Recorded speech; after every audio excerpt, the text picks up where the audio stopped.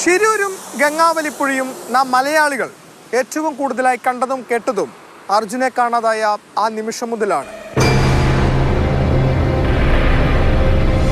പൻവേൽ കന്യാകുമാരി ദേശീയപാതയിൽ മണ്ണിടിഞ്ഞുണ്ടായ അപകടത്തിൽ അർജുൻ അടക്കം ജീവൻ നഷ്ടമായത് 11 പേർക്കാണ്.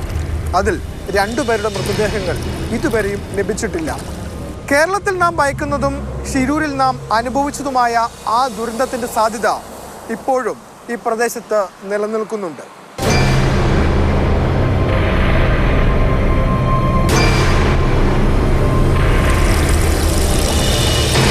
അർജുന്റെ ലോറി നിർത്തിയിട്ടതായി കരുതപ്പെടുന്ന സ്ഥലമാണ് ഇവിടം.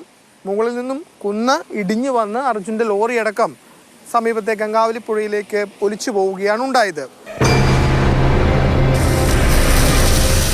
ഇവിടെ ഇപ്പോഴും കനത്ത മഴയ്ക്ക് പിന്നാലെ ഉറവ പൊട്ടി വെള്ളം ഒലിച്ചു വരുന്നുണ്ട്. അത് ഗംഗാവലിപ്പുഴയിലേക്കാണ് എത്തുന്നത്. ഒപ്പം ഈ പ്രദേശത്തെ മണ്ണൊന്നും തന്നെ മാറ്റിയിട്ടില്ല.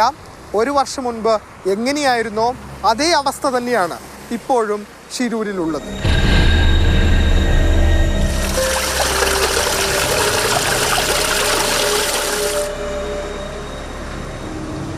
അർജുന്റെ ജീവനെടുത്ത രൗദ്രഭാവത്തോടെ ഒഴുകിയിരുന്ന ഗംഗാവലിപ്പുഴ ഇപ്പോൾ അല്പം ശാന്തമാണ്. കഴിഞ്ഞ ദിവസങ്ങളിലെല്ലാം പരിസരത്ത് കനത്ത മഴ അനുഭവപ്പെട്ടിരുന്നു. എന്നാൽ ഇപ്പോൾ മഴയുടെ ശക്തിക്ക് അല്പം കുറവുണ്ട്.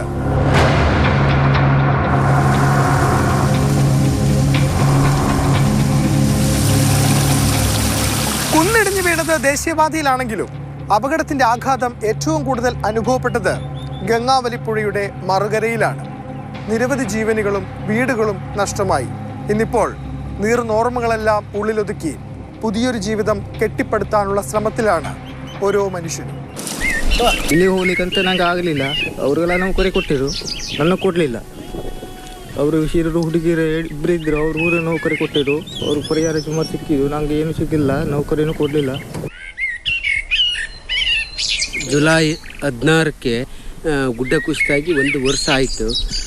ಮತ್ತು ಇಲ್ಲಿ ಎಷ್ಟು 8 ಮನೆ 10 ನೆಲಸಮ ಆಗೋಗಿದ್ದು. ಅದರಲ್ಲಿ ಈಗ ಒಂದು 8 ಮನೆಗೂ ಈಗ ಜಾಗ ಕೊಟ್ಟು ಎಲ್ಲ ಮಾಡಾಯ್ತು. ಈಗ ഗംഗാവലിപ്പുഴയുടെ തീരത്ത് നെൽകൃഷി ചെയ്ത് ഉപജീവനം നടത്തി വരുന്നവരാണ് ഇവിടെയുള്ള നാട്ടുകാർ. ഓരോ മഴക്കാലത്തും ആശങ്കയാണ് എത്ര കാലം ഈ സ്ഥലവും ഈ കൃഷിയിടങ്ങളും ഇങ്ങനെ ഉണ്ടാവും എന്നത്. ಈಗ ಮತ್ತೆ ಈಗ ಮುಂದೆ ಈಗ ನಾವು ಈ ಥರ ಕೆಲಸ ಮಾಡ್ತಿದ್ದೇವೆ ಇದೆ, ಆದರೂ ಒಂದು ಗ್ಯಾರಂಟಿ ಇಲ್ಲ. ಹಿಂಗೆ ನಾವು ಇದು ಈ ಬೆಳೆ ಇರ್ತದೆಯಾ ಅಥವಾ ಇರುವುದಿಲ್ವಾ ಎಂಬಂಥ ಒಂದು ವಿಶ್ವಾಸ ಇಲ್ಲ. ഷിരൂരിൽ മണ്ണിടിച്ചിലുണ്ടായ സ്ഥലത്തിന് തൊട്ടടുത്തായി വെള്ളച്ചാട്ടം പോലെയാണ് ഉറവകൾ പൊട്ടി താഴേക്ക് വെള്ളമെത്തുന്നത്. എപ്പോൾ വേണമെങ്കിലും വീണ്ടും മണ്ണിടിച്ചിലുണ്ടാകാം എന്ന അവസ്ഥ. അർജുനടക്കം 11 പേരുടെ ജീവൻ നഷ്ടമായ ദുരന്തത്തിൽ നിന്നും ഒരു പാഠവും ഉൾക്കൊണ്ടിട്ടില്ല, ഒരു നടപടിയുമില്ല. ഷിരൂരിൽ നിന്നും ഷാജി ചന്ദ്രപ്രക്കൊപ്പം ഫെലിക്സ്, മാതൃഭൂമി.